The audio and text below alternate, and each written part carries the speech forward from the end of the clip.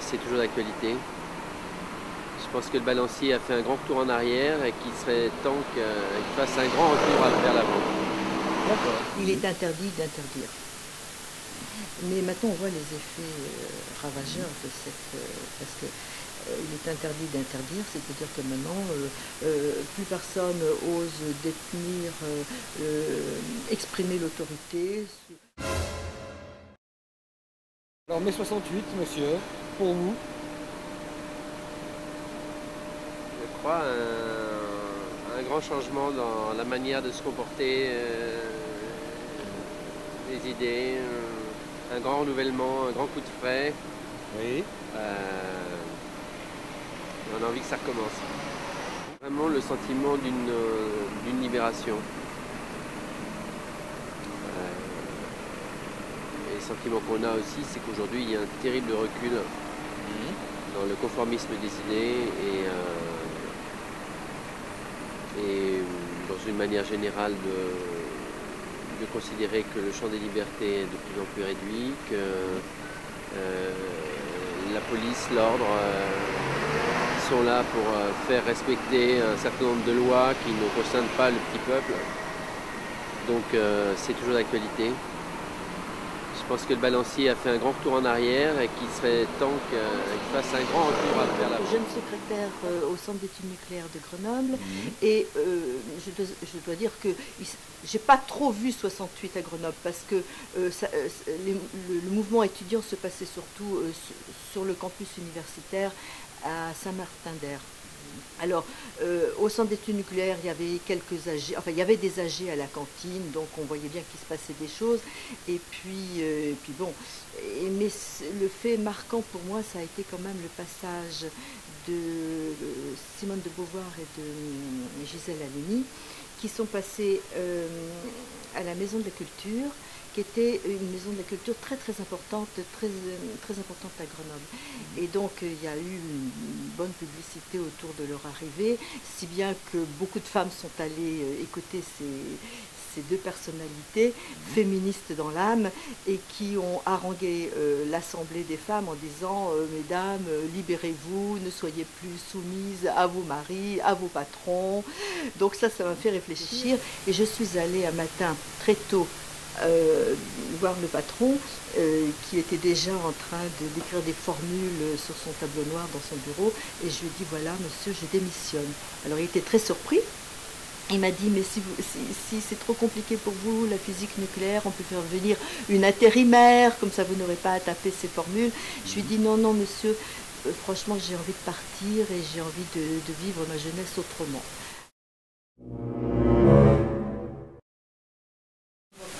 Mai 68. Alors ça évoque quoi mai 68? Ben moi ça me fait tout de suite penser à mes parents qui étaient des hippies. Donc moi plus que mai 68 en fait je pense aux années 70. Enfin, quand j'entends mai 68 je pense plus aux années 70. Et donc au post 68 mes parents, la musique. Mai 68 pour moi voilà c'est Led Zeppelin. Et c'est quelque chose qui est encore assez présent pour moi. D'accord. On sentait qu'il y avait une libération de l'autorité, et donc quelque chose comme un nœud qui s'était desserré et la jeunesse, hein, on était jeunes, se sentait, comment dire, oui, libéré c'est le terme. On respirait mieux, on pouvait dire, on pouvait exprimer toutes ces idées qui, avant 68, bon, ben on était quand même sous l'autorité, on contestait pas l'autorité, ni du père. Moi, je me suis retrouvée à faire des études de secrétariat, c'était pas mon idée. Moi, pendant mon année de terminale à Grenoble, j'avais découvert la philosophie. Ça me passionnait, je voulais faire des études, continuer en philo. J'avais de bonnes notes, la prof m'avait encouragée. Mais mon père, en 66, m'a dit qu'est-ce que c'est que ça la philo, ça va pas, où ça va te mener, et il m'a dit avec du secrétariat tu pourras toujours gagner ta vie. Et donc je ne pouvais même pas contester la décision de mon père en 66. Et 2 ans après, je m'en libérais, quoi.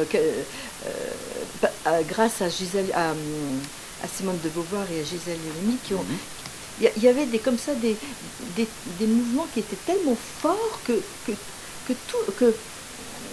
on osait ce qu'on n'avait jamais osé faire, on osait tout d'un coup le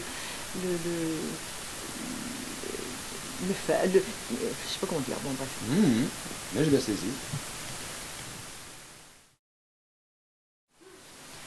Non, mais on reproche beaucoup à mai 68, par exemple, à l'école, de dire il n'y a plus de respect envers les professeurs. Ça vient de mai 68.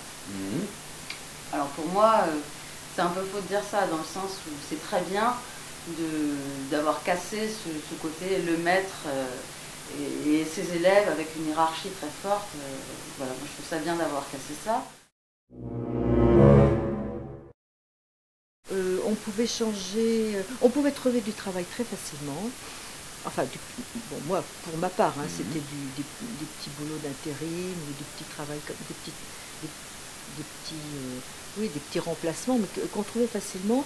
Et puis, moi, je me déplaçais au fur et à mesure des centres d'intérêt, de ce qui pouvait se passer dans Paris. Alors je trouvais une chambre, dans la matinée on trouvait une chambre sous les toits, on interrogeait les concierges et on trouvait facilement de quoi se loger du jour au lendemain.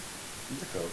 Donc c'est comme ça qu'en ayant vécu toutes ces années d'effervescence dans l'après 68, eh bien j'ai un petit peu oublié de travailler sérieusement, en tout cas pour cotiser à ma retraite. Et c'est comme ça qu'à 60 ans, je me retrouve à encore travailler parce que j'ai des trimestres en retard. Voilà. Voilà. Dans le monde des idées, Simone de Beauvoir et Gisèle Halimi. D'accord. Alors le côté négatif, sur le moment on s'en est pas aperçu parce que c'était tellement chouette sur le moment. Il est interdit d'interdire. Mais maintenant on voit les effets ravageurs de parce que il est interdit d'interdire, c'est-à-dire que maintenant plus personne ose détenir, exprimer l'autorité sous peur de passer pour un affreux facho. Non mais c'est vrai, hein. Donc bon, ça fait des ravages quand même. Hein. Parce que, alors, on dit aussi que les femmes, en se libérant et en prenant confiance en elles, en ayant acquis un grand pouvoir, ont castré les hommes. Voilà, et que si maintenant les hommes en sont là, c'est à cause des femmes, à cause de 68. 68, il y a quelque chose il y a eu un relâchement, comme une détente. On se sentait une détente. Et alors donc, à propos de détente, il y a ce fameux film La Mort. Bon, alors, je revois ces cheveux au vent, les personnages, les corps nus au soleil. Voilà. Oui, je pense que mai 68 ne va pas se reproduire de sitôt parce que cette joyeuse révolution, cette contestation de l'autorité est arrivée à une période de stabilité économique et donc disons que toute cette jeunesse contestataire était quand même appuyée sur des bases solides, sur des bases économiques solides. Tandis qu'évidemment maintenant c'est le chômage, c'est la sécurité.